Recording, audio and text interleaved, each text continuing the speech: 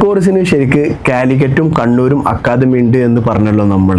ശരിക്കും digital marketing ഇത്രയും സ്കോപ്പുള്ള ഒരു മേഖലയാണോ ഇത്? എല്ലാ ബ്രാൻഡുകളും എല്ലാ ബിസിനസ്സുകാരും നിർബന്ധമായിട്ടും ഡിജിറ്റൽ മാർക്കറ്റിംഗ് ചെയ്യേണ്ട അവസ്ഥയിലേക്ക് നമ്മളെ സൊസൈറ്റിയുടെ ഒരു സിസ്റ്റം മാറുകയാണ് ചെയ്യുന്നത്. അതുകൊണ്ടാണ് നമ്മൾ ഡിജിറ്റൽ മാർക്കറ്റിംഗ് ചെയ്യേണ്ട സാധ്യതയിലേക്ക് വരുന്നത്. എന്തുകൊണ്ട് നമ്മൾ ഡിജിറ്റൽ മാർക്കറ്റിംഗ് ചെയ്യണം എന്ന് പറയുന്നതിൽ പണ്ടത്തെ കാലത്ത് നമുക്കറിയാം, ഇപ്പം ന്യൂസ് പേപ്പറിലും ബിൽ ബോർഡ്സിലും ടി വിയിലൊക്കെ നമ്മൾ പരസ്യം കൊടുക്കാറുണ്ട്. പക്ഷെ അത് ആര് കണ്ടു എന്നുള്ളതോ, ഏത് വയസ്സുള്ള ആളാണ് അത് വായിച്ചെന്നുള്ളതോ, അല്ലെങ്കിൽ നമ്മുടെ ടാർഗറ്റ് ഓഡിയൻസ് ആണ് അത് കണ്ടെന്നുള്ളത്, ഏത് സ്വഭാവത്തിലുള്ള ആളെ കണ്ട്, ഇതൊന്നും നമുക്ക് മെഷർ ചെയ്യാൻ പറ്റില്ല. വേറാസ് നമ്മൾ ഡിജിറ്റൽ മാർക്കറ്റിംഗ് കൊടുക്കുന്ന സമയത്ത് ഏത് ലൊക്കേഷനിലേക്ക് ക്യാമ്പയിൻ പോകണം, ഏത് ഏജ് ഗ്രൂപ്പ് പോകണം, ഏത് ജെൻഡർ ആയിരിക്കണം, ഏത് സ്വഭാവമുള്ളവരായിരിക്കണം, ഇത് കൃത്യമായിട്ട് നമുക്ക് പോവാനും അവ കണ്ടുവന്ന് മനസ്സിലാക്കാനും കൃത്യമായിട്ട് നമുക്ക് സയന്റിഫിക്കലി മനസ്സിലാക്കാനുള്ള സംഗതി നമുക്ക് ഡിജിറ്റൽ മാർക്കറ്റിൽ സാധ്യമാകുന്നു. മാത്രമല്ല, ലോകത്തെവിടെയും കുറഞ്ഞ ചെലവിൽ ആളുകളിലേക്ക് നമുക്ക് നമ്മുടെ ബ്രാൻഡിനെയും ബിസിനസ്സിനെയും എത്തിക്കാൻ പറ്റും എന്നുള്ളതാണ് ഡിജിറ്റൽ മാർക്കറ്റിങ്ങിൻ്റെ വളരെ പ്രധാനപ്പെട്ട ഒരു പാർട്ട് എന്ന് പറയുന്നത്.